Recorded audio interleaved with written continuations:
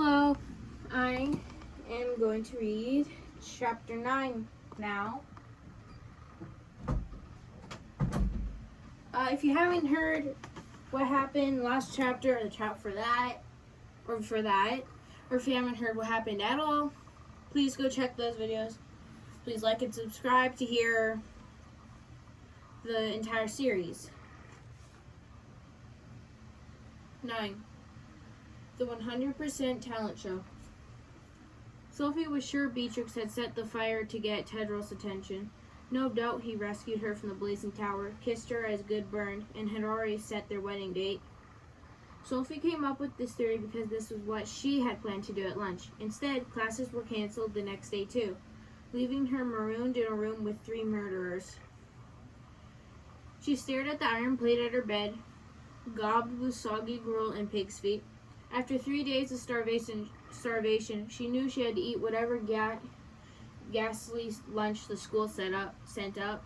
But this was worse than ghastly. This was peasant food. She flung her plate out the window. "You don't know where I might find cucumbers in this place," Sophie said, turning. "Excuse me." Hester scowled across the room. "The goose. How do you do it?" "For the last time, Hester, I don't know," Sophie said, stomach rumbling. "It promised to help me switch schools, but it lied. Maybe it went batty after laying so many eggs. Do you know of a garden nearby with some alfalfa or wheatgrass, or you talked to it?" Hester blurted, mouthful of oozing pig's foot. "Well, not exactly," Sophie said, nauseous. "But I could hear its thoughts. Unlike you, princesses can talk to animals." "But not hear their thoughts," said Dot, slurping gruel that looked chocolate flavored. "For that, your soul has to be 100% pure." "There, proof I'm 100% good," Sophie said, relieved. "Or 100% evil," Hester retorted. "Depends on if we believe you, or if we believe the Stimps, the robes, the goose, and that wave monster." Sophie goggled at her and burst into sniggers. 100% evil? Me? That's preposterous. That's lunacy. That's impressive, Annabelle mused. Even Hester spared a rat or two. "And here we all thought you were incompetent," Hester sneered at Sophie. When you were just a snake in sheep's clothing." Sophie tried to stop giggling but couldn't. "Bet she has a special talent that blows ours away," said Dot, munching what looked to be a tiny chocolate foot. "I don't understand," Sophie snickered. "Where does all the chocolate come from?" "What is it?" Annabelle hissed. "Your talent. Night vision, invisibility, telepathy, fangs filled with poison." "I don't care what it is," Hester snarled. "She can't beat my talent, no matter how villainous she is." Sophie laughed so hard now she was weeping. "You listen to me," Hester's fist curling around her plate. "This is my school." "Keep your crummy school," Sophie hooted. "I'm class captain," Hester roared. "I don't doubt it. And no reader is going to get in my way. Are all villains this funny?" Hester let out a mad cackle and flung her plate at Sophie, who dove just in time to see it tomahawk into the wanted poster on the wall and slice off Robin's head. Sophie stopped laughing. She peeked over the scorched bed at Hester, silhouetted against the open door, black as death. For a second, Sophie thought her tattoo moved. "Watch out, witch!" Hester spat and slammed the door. Sophie looked down at her shaking fingers. "In here we thought she'd failed," Dot chimed behind her. Agatha knew it had to be bad if they let a wolf take her. After the fire, she was locked in her room for 2 days, allowed out only to use the toilet and accept meals of raw vegetables and prune juice from the scowling fairies. Finally, after lunch on the 3rd day, the white wolf came and took her away. Digging claws into her singed pink sleeves, he pulled her past the stair room Merles, past glowing Evers and teachers who couldn't even meet her eyes. Agatha fought back tears. She already had 2 failing ranks, inciting an animal stampede and setting the school on fire earned her a 3rd.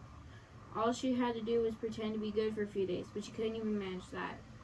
How did she think she would ever last here? Beautiful, pure, virtuous. If that was good, then she was 100% evil. Now she would suffer the punishment. And Agatha knew enough about fairy tale punishments. Dismemberings, disbowlings, boilings in oil, skinnings alive. to know her ending would involve both blood and pain. The wolf dragged her through the Charity Tower, past a bespectacled woodpecker jabbing in new rankings on the green room door. "Are we going to the schoolmaster?" Agatha rapped. The wolf snorted. He dragged her to the room at the end of the hall and knocked once. "Come in," said the quiet voice. Inside, Agatha looked into the wolf's eyes. "I don't want to die." For the first time, his sneer softened. "I didn't either." He opened the door and pushed her through.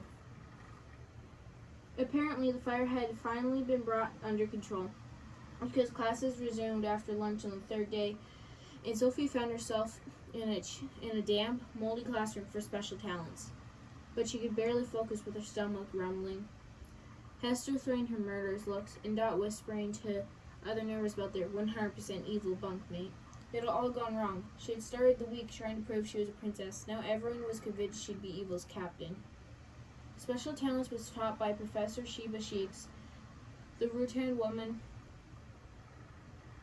with boils on both ebony cheeks. "Every villain has a talent," she bellowed in her thick sing-song voice, pacing the room in a busty red velvet, pointy-shouldered gown. "But we must turn your bush into a tree." For the day's challenge, each never had to show off a unique talent to the class. The more potent the talent, the higher the student's rank. But the first 5 kids failed to produce anything, with Vex whining he didn't even know his talent. "Is that what you'll tell the schoolmaster at the circus?" Professor Sheeks thundered. "I don't know my talent," or "I don't have a talent," or "don't like my talent," or "want to trade talents with the Udi Queen." "She had me till the last bit," said Dot. "Every year, evil loses the circus of talent," Sheba yelled. "Good sings a song or waves a sword or wipes their bottom, and you have nothing better? Don't you have pride? Don't you have shame? Enough! I don't care whether you turn men to stone or turn men to dung. You listen to Sheba and you'll be number 1. 20 pairs of eyes stared at her. "Which monkey is next?" she boomed.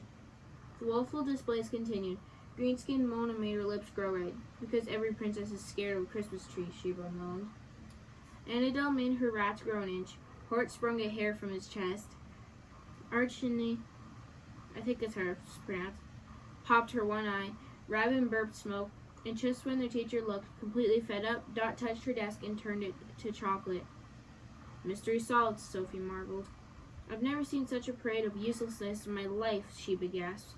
But Hester was next. Leering at Sophie, she gripped the desk with both fists, clenching tighter until every vein bulging against her reddening skin turned into a watermelon, yawned Sophie. "Special indeed." Then something moved on Hester's neck and the class froze. Her tattoo lurched again, like a painting coming to life. The red-skulled demon unfurled one wing, then the other, swung its buck-horned head to Sophie and opened slitting bloodshot eyes. Sophie's heart stopped. "I told you to watch out," Hester grinned. The demon exploded off her skin in full-bodied life and tore towards Sophie, shooting red fire bolts at her head. Stunned, she fell backwards to dodge them, knocking a bookcase to the ground. The shoe-sized beast swooped, launched a bolt that ignited her ropes, and Sophie rolled over to stamp at the flames. "Help! Use your talent, incompetent blonde girl," Sheba barked, wagging her hips. "She should sing," Dot quipped. "Would kill everyone in the room." Hester circled her demon for a second attack, only to see it snare in the cobweb-spiked chandelier. Sophie crawled under the last row, glimpsed a fallen book, Encyclopedia of Villains, and ripped through the pages. Banshee, Menegi, Berserker. "Sophie, hurry!" Hort screamed. Sophie wheeled to see the winged beast slash the cobweb as Hester's eyes flared across the room. She ripped desperately. Criped, bat, cyclops, demon. 10 pages of small print. Demons are supernatural beings that come in astonishing varied forms, all with different strengths and weaknesses. Sophie swiveled. The demon was 5 feet away. "Your talent!" roared Sheba. Sophie threw the book at the demon and missed. With a leftful smile, it held up a bolt like a dagger. Sheba lunged to interfere, and Annabelle tripped her. Screeching, the demon aimed at Sophie's face. But as she slung his bolt, Sophie suddenly remembered the one talent all good girls had: friends. She spun to the window and let a gorgeous whistle for a kind, noble animal to save her life. Black wasps smashed the window and swarmed the demon on cue. Hester jolted back as if she'd been stabbed. Sophie's eyes bulged in horror. She whistled again, but now bats stormed in, sinking teeth into the demon as the wasp continued to sting. The demon crumpled to the floor like a burnt moth. In her seat, Hester's skin went white and clammy, sucked of blood. Alarmed, Sophie whistled louder, higher, but then came a cloud of bees, hornets, and locusts, festoning the foaming creature as Hester violently convulsed. In the corner, Sophie stood paralyzed as screaming villains batted them away from the demon with books and chairs, but the swarm had no mercy, savaging it until Hester heaved her last breaths. Sophie threw herself over the demon, thrust her hands at the swarm. "Stop!" The swarm went dead still. Like scolded children, they whimpered obediently and fled out the window in a dark cloud. Wheezing, the wounded demon clawed to Hester and collapsed into her neck. Hester choked and coughed up phlegm, brought back from the edge. She gaped at Sophie, flooding with fear. Sophie dove to help her. "I didn't mean I wanted a bird or a..." Hester recoiled from her touch. "Princesses call animals," Sophie cried into silence. "I'm good, 100% good." "Thank you, Beelzebub," Sophie whirled. "Looks like a princess, acts like a princess, but a witch," Sheba woofed, wobbling to her feet. "Mark my words, my useless ones. This one will win the circus crown." For the second time in 2 challenges, Sophie looked up at the top rank, spewing red smoke over her head. Panicked, she whipped to her schoolmates to appeal, but they were no longer looking at her with contempt or ridicule. They were looking at her with something else. Respect. Her place as #1 villain was getting surer by the minute. Up close, Professor Clarissa Dovey, with her silver bun and rosy face, looked even more comforting grandmotherly. Agatha couldn't have wished for a better executioner. "I'd prefer the schoolmaster handle these things," Professor Dovey said, flipping papers under a crystal pumpkin paperweight. "But we all know how he is about his privacy." Finally, she peered up at Agatha. She didn't look comforting anymore. "I have a school full of terrified students, 2 days of classes to make up, 500 animals whose memories must be erased, a classroom wing that's been eaten, a treasured menagerie reduced to ashes, and a headless gargoyle buried somewhere underneath all this. Do you know why this is?" Agatha couldn't get words out of her throat. "Because you disobeyed Pollok's simple order," Professor Dovey said. "It nearly cost lives in the process." She shamed Agatha with a look and went back to her scrolls. Agatha glanced through the window at the lakeshore, where others were finishing lunches of roast chicken dolloped with mustard, spinach, and gruyere crepes, and flutes of apple cider. She could see Tedros reenacting the menagerie scene for the enthralled audience, sporting his black eye like a badge of honor. "Can I say bye to my friend at least?" Agatha said, eyes welling before she turned to Professor Dovey. "Before you kill me?" "That won't be necessary." "But I have to see her." Professor Dovey looked up. "Agatha, you received a first rank for your performance in animal communication, and rightfully so. Only a rare talent can make a wish come to life. And though there are different accounts of what exactly happened on the roof, I would add that my pupil of this school would risk her life to help a gargoyle." Her eyes glistened for a moment. So did the silver swan on her dress. "Well, that suggests goodness beyond any measure." Agatha stared at her, tongue-tied. "But if you disobey another teacher's direct order, Agatha, I guarantee you will fail. Understood?" Agatha nodded in relief. She heard laughter outside and turned to see Tedros' mates kicking around a pillow dummy with twig legs, coal button eyes, and black thorns for hair. An arrow suddenly speared its head, spitting feathers everywhere. A second arrow ripped open its heart. The boys stopped laughing and turned. Across the lawn, Tedros threw down his bow and walked away. "As for your friend, she's doing just fine where she is," Professor Dovey said, thumbing through more scrolls. "But you can ask her yourself. She's in your next class."